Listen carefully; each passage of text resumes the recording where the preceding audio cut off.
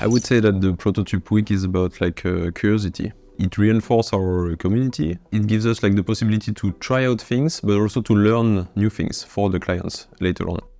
So this week we have been working a lot with LLMs, explore the possibilities of how to get them to do specific tasks in a predictable way. Our test case for this week is to recreate Familjeliv.se, which is a very amusing website. Like a forum conversation generator.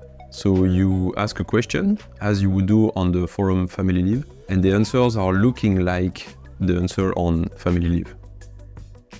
So we've been playing around with vector databases and priming the LLMs. We started out training our own, but the answers weren't as fun as we would like, so we've pivoted a bit towards OpenAI's.